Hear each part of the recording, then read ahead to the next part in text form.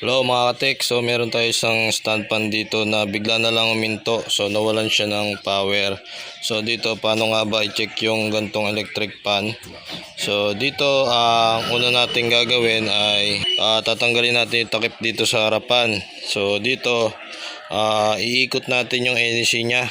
So kung mapapansin nyo, smooth naman yung ikot nya. So pagka kasi shafting tas bushing ang problema, matigas to, hindi nyo maiikot to. So ibig sabihin pag di nyo siya maikot, may pumipigil sa kanya, maaring natuyuan na ng langis yung ating electric fan, kaya hindi na umiikot to o tumigas na or madumi na.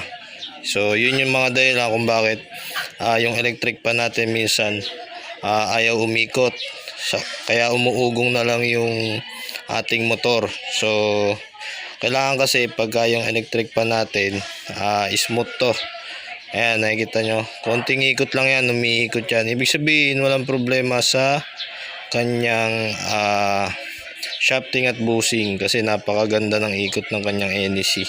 So ngayon pupunta ngayon tayo dito sa kanyang switch. So tatanggalin natin to, i-check natin yung kanyang motor or yung kanyang capacitor. So ito, tatanggalin natin yung kanyang switch. And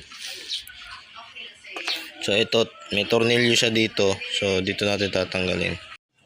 So yun guys, tatanggalin natin siya. So ito kasing electric pan na to, umaandar siya tapos bigla na lang siyang tumigil.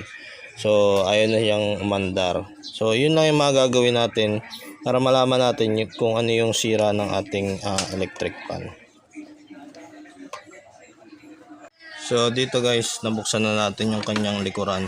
So pagka tayo nagche-check ng mga gantong electric fan, lagi nating tatanggalin sa saksakan para makaiwas tayo sa disgrasya.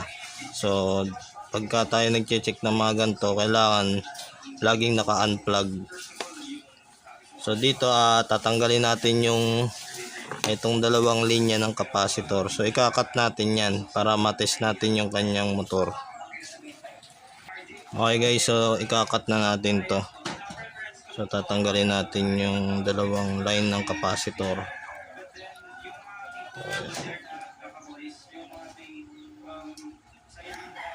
So yun guys, pag natanggal na natin, so kailangan natin ng analog tester. So ito yung ating analog tester. Ayan. So set natin siya sa 1K. Ayan. Times 1K ohms yung setup niyan. So dito kukuhain lang natin yung kanyang pinaka resistance. Okay. So bago pala tayo mag-start ng para medyo maayos natin siya ma-test, so kakalasin ko muna itong kanyang cover sa kanyang NEC para mailagay natin siya sa lamesa. So ayan guys, so ito yung ating motor. So ito yung dalawang line ng capacitor. Tapos ito namang kanyang pinaka-apat na wire na nakakonekta dito sa windings. So yung isa dyan, yung kulay green, ikakat natin yan kasi kailangan natin na matest yung kanyang common ng ating pinaka motor windings para malaman natin kung goods pa yung kanyang motor or kailangan na natin siyang ipa-rewind. Yan. So dito ang pagtetest, nakaset na siya sa times 1K. So ikakalibrate na natin. So ayan, so pumalo siya. So simulan na natin yung pag-test. So ngayon ilalagay natin yung isang test rod dito sa block. Tapos dito naman yung isa. So wala siyang palo or no contact tawagin. So wala din siyang reading. So lipat natin dito sa green yung isa. So meron siya.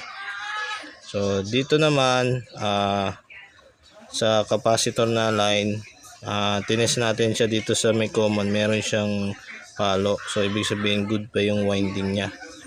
So try natin dito sa isa, sa kabila. Okay. So wala siyang reading. So ibig sabihin itong ating motor ay sira na. So pagka kasi good pa yung motor natin. Dapat lahat yan ay merong reading. Pagka wala, so ibig sabihin defective na yung ating windings. So kailangan na natin siyang ipa-rewind.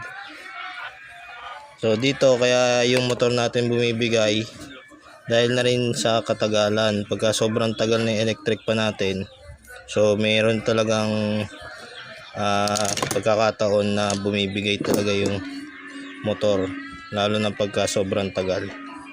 So yung mga nakaraang araw sobrang init, so gamit na gamit yung electric pa na to, kaya bumigay yung kanyang motor windings. So try natin check tong speed nya. Itong nakakabit dito sa, ito yung kanyang switch. So meron yan tatlong linya, yung 1, 2, 3. So i-check natin yan para makasigurado tayo na sira na yung kanyang windings. So gagamit pa rin tayo ng analog tester. Calibrate natin. Okay, meron. So dito yung speed, lalagay lang natin siya dito, yung isa. Tapos yung isang test rod natin sa dilaw. So meron siya. Sa white naman meron. Sa common, okay, meron. So dito, yan, meron din. So dito naman. So ibig sabihin meron siya mga reading to, itong kanyang windings, pero yung pinaka connection niya ng capacitor, no power. So kahit na lahat yan ay merong reading, kung walang connection to, so hindi rin siya andar, kasi ito yung nakakabit dun sa capacitor. Pag wala yung reading, wala na, hindi na andar yung ating motor windings. So dito pagka ganyan yung problema ng inyong electric pan, mas maganda na ipa-rewind nyo na lang yung windings.